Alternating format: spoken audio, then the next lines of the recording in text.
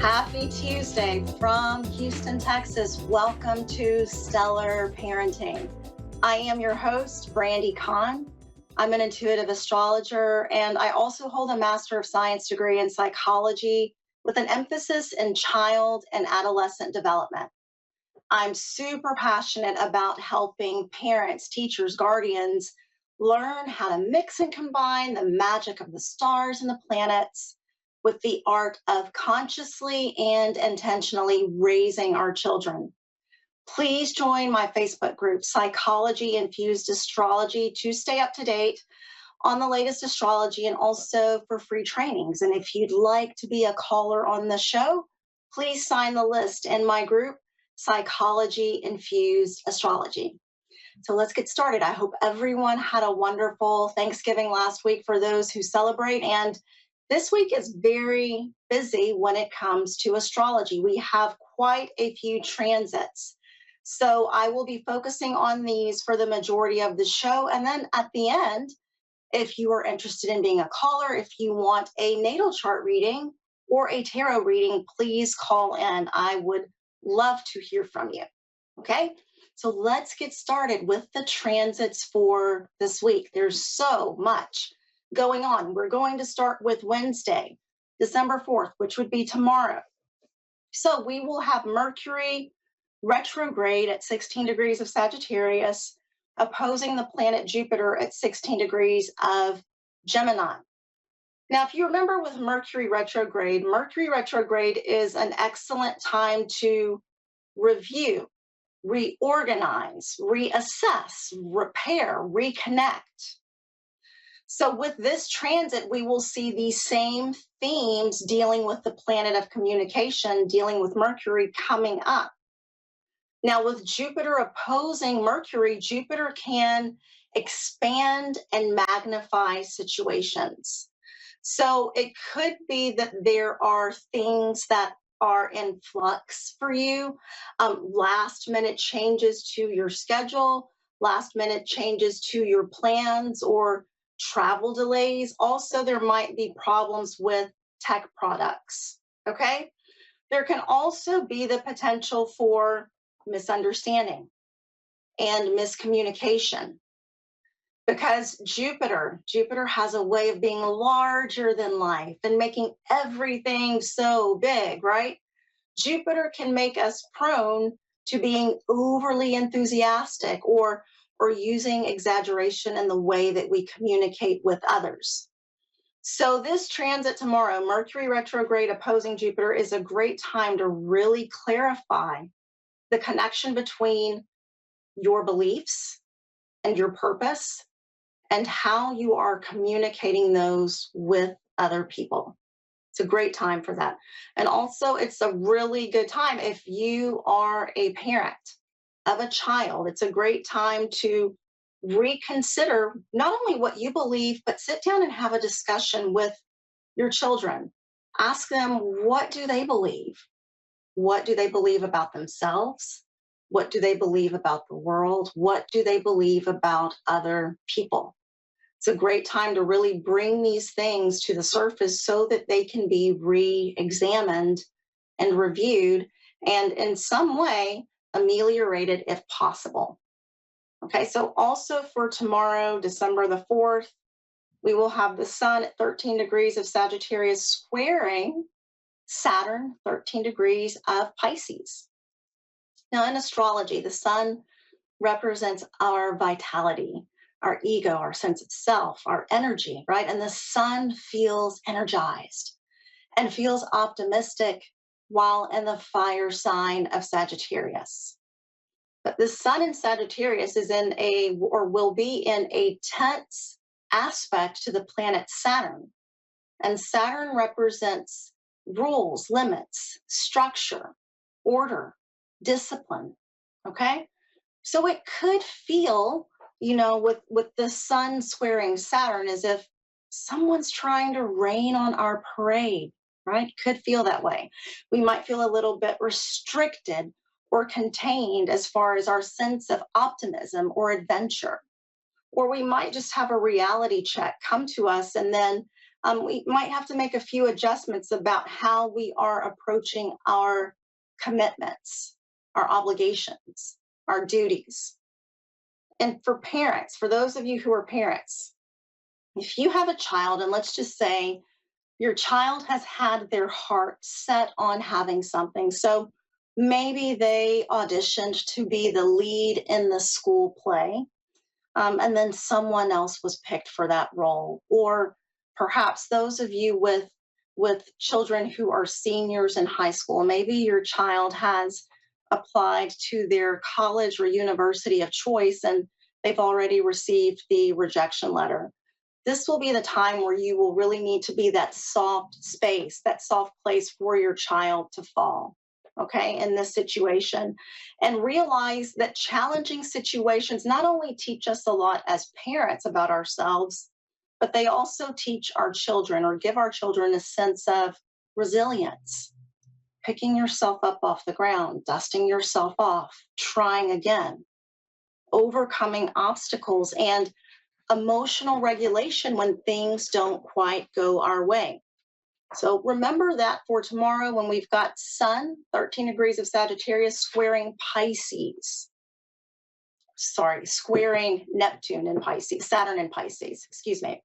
So also tomorrow's a busy, busy day, as you can tell. Wednesday, December 4th, Venus in Capricorn will be sextile the planet Neptune. So this is an absolutely really good transit for leaning into activities that give us a sense of oneness with the world, with each other, and with the divine. So activities such as meditation, yoga, prayer, maybe Tai Chi, creating beautiful works of art or music from a deep place of inspiration. All of those are things that you can really take advantage of during this transit tomorrow. And it's also a really good time to talk to your adolescents and teens about compassion and forgiveness. Neptune is the embodiment of compassion, forgiveness, and unconditional love. And so we can teach our children about compassion and forgiveness in relationships, what it is and what it isn't. Teach them that forgiveness does not mean that we excuse the hurtful behavior of someone else. Rather, it's something that we do for ourselves so that we are not carrying around a sense of hostility towards other people as we are living our life. And also let them know that just because we forgive someone in a relationship or a friendship, it doesn't necessarily mean that we have to continue with that relationship or that friendship if we realize that it's something that's not serving our highest good. We can leave a relationship with a sense of love and gratitude for everything that we've learned, but never with a sense of hostility. And that's what true forgiveness is all about. So you can take tomorrow and let your child talk to your child, find out what they believe about forgiveness.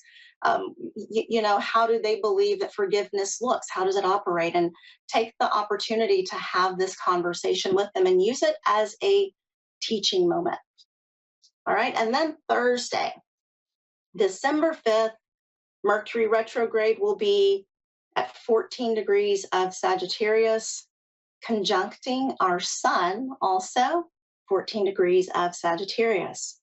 So with this transit, there will be a lot of energy and a lot of emphasis and attention on what we are giving our mental energy to. What are we focusing on? What are we thinking about? Okay? You might feel very motivated and energized to reorganize, re-strategize, restructure. Okay? You might feel very, very drawn to doing these things, and you can use this energy in your favor and do some of these activities. It's like you have a magical helping hand there with you. So it would be a good time to help your child organize their closet, organize their backpack, or to review deadlines for projects and applications that are coming up. So let's say that you have a child that's a senior in high school and It's time to get those college applications in. It's time to get those essays in. Okay. You want to help them review deadlines, make sure that they are on track to getting everything done that they need to get done in a timely manner. Perfect transit for that. So use that energy for that tomorrow if it calls to you that way. Now, Friday, December 6th. This is big, big, big. Mars will be going retrograde for 11 weeks until February 23rd. So we will have Mars retrograding in the fire sign of Leo from December 6th to January 6th. And then after that, in the sign of Cancer, retrograding until February 23rd.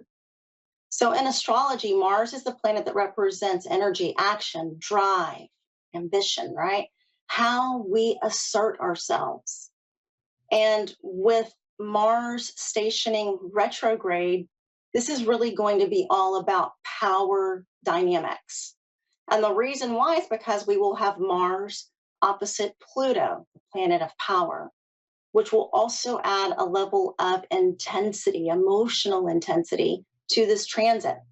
So Mars, the planet of forward movement, will be slowing down, okay? And so it may feel for you like you had certain things that were moving forward, certain projects that had taken off, right?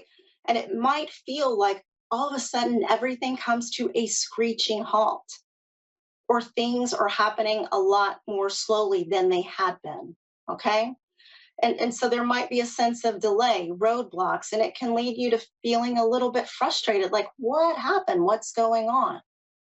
So with Mars retrograde, most astrologers would recommend that you don't begin anything new, any new projects during this time, unless it's absolutely necessary and you've done all of the deep introspection about how to make this work during this time. But Mars retrograde is an excellent time, instead of starting something new, to review, to reassess how we're using our energy, where we are channeling our energy into, and also how we assert ourselves, how we communicate feelings of anger or frustration. So from December 6th through January 6th, Mars will be in the Leo part of your chart, Mars retrograde. And so Leo is all about creative expression, confidently expressing ourselves, being center stage, warmth and magnetism, that inner child, that's Leo. So this will be the area where you are focused on. So I want you to look at your natal chart, and it's very, very important that you figure out exactly which house is in the sign of Leo, because this will be the area where Mars will be retrograding, okay?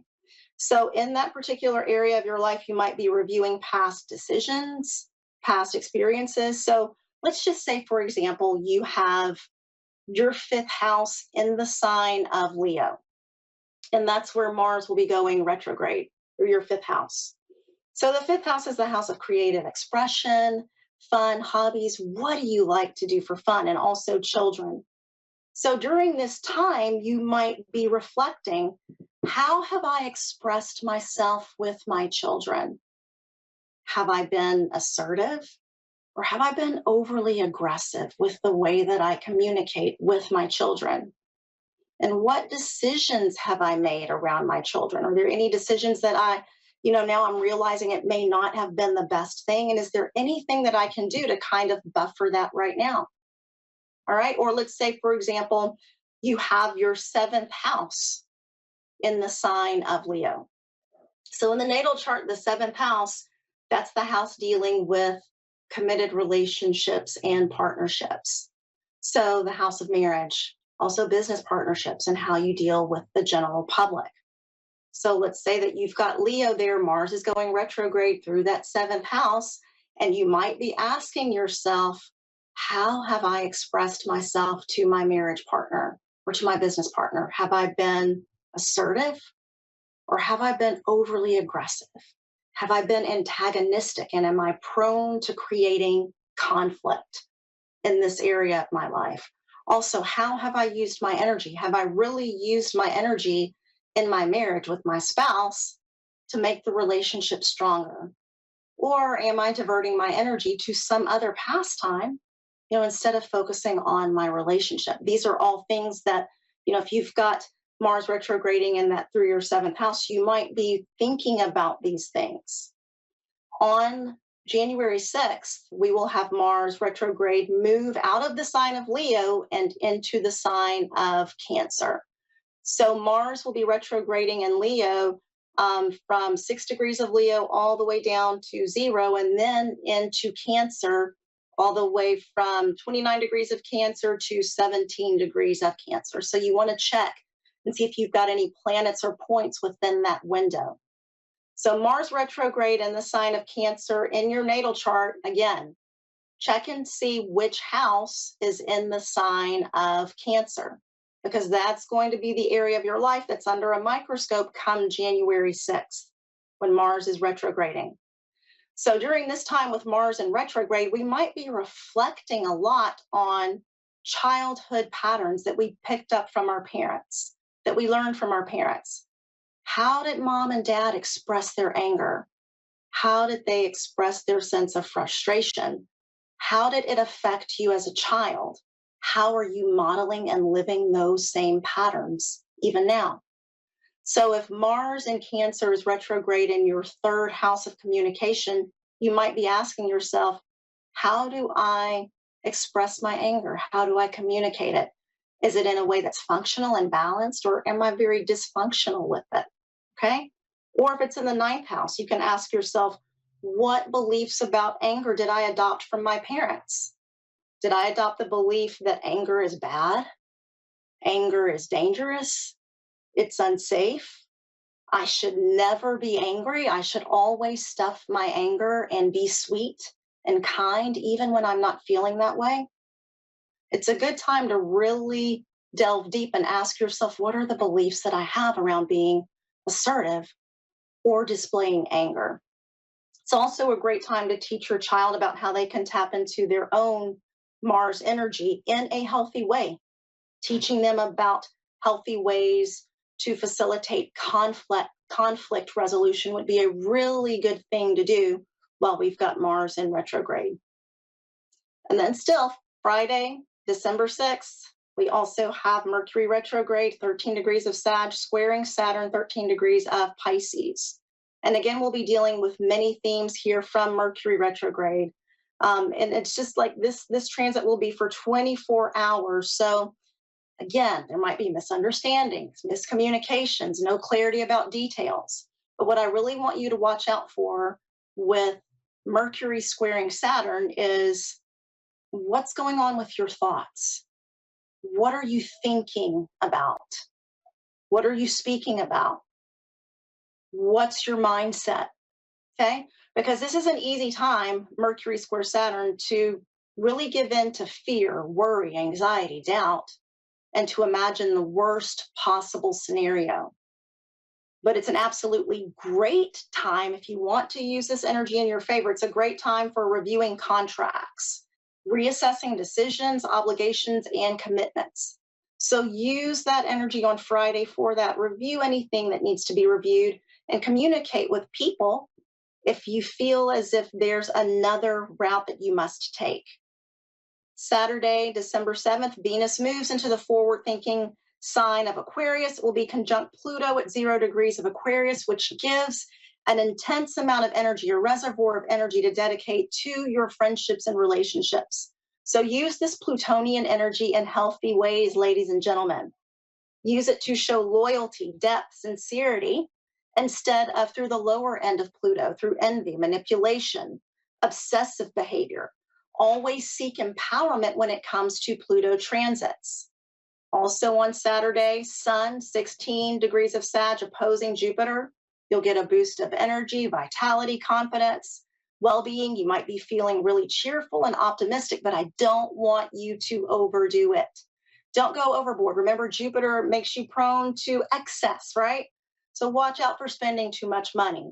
Don't infringe on the boundaries of others, and don't overextend yourself or commit to anything that's outside your limits. And then finally, also Saturday, December 7th, Neptune moves direct 27 degrees of Pisces. So this will give us a renewed sense of clarity and forward momentum in our spiritual and creative pursuits.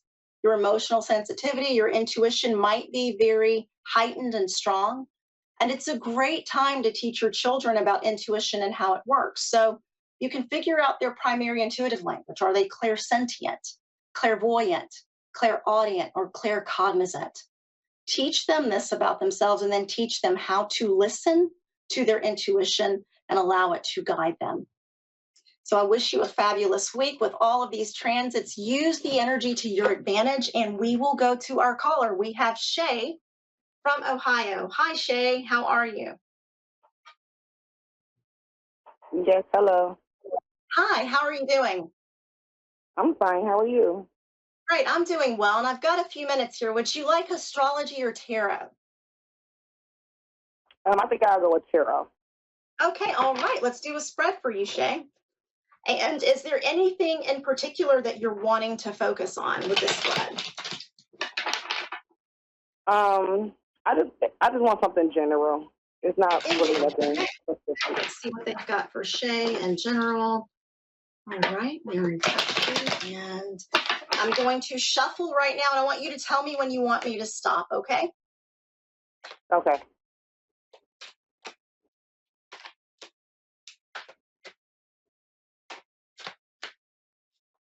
Okay, you can stop. All righty.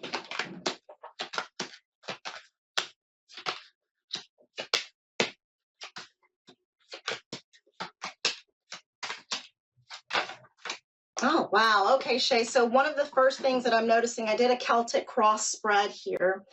One of the first things that I'm noticing for your personal power card, we do have the death card. Now with the death card, that's usually I've gone through something really tough, challenging, but I've come out so much stronger on the other side of the challenge that I went through. Do you understand that for yourself? Yes. Okay, all right. So that's what's showing up as your personal power card. And I know right now it feels as if balance may be a little bit difficult for you. This could be emotional balance, or it could even be with finances as well. Do either of those make sense to you? Yes. Okay, all right. And do you understand who the male would be in your life that would be either an Aries, Leo, or Sagittarius? No, not necessarily. My oldest child's father is a Leo. Okay. But that's really it. Okay, and I'm just curious about him, about this Leo gentleman that we've got here. Would it make sense that also the sense of balance with him, either it's hard for him to keep his balance emotionally, or you may feel as if it's hard for you to keep your emotional balance around him. Would either of those make sense? Absolutely. Okay, all right. So he shows up in this spread. So there is some significance to your relationship with him right now. I will say as well, over the next 2 weeks, we have the Five of Cups. And with the Five of Cups, there could be this sense of, gosh, there was something I really wanted and it didn't happen quite the way that I wanted it to. But you see this man right here, there are 3 cups that, have spilled, but he's still got 2 that are standing behind him. So over the next couple weeks, Shay, if there's anything that, plans fall through or something doesn't happen the way that you thought that it would, I want you to redirect your thoughts to what is still working for you, what you still have going in your favor. Okay? Okay. All right, that's over the next 2 weeks. Now, over the next 4 weeks, we've got the 10 of Cups.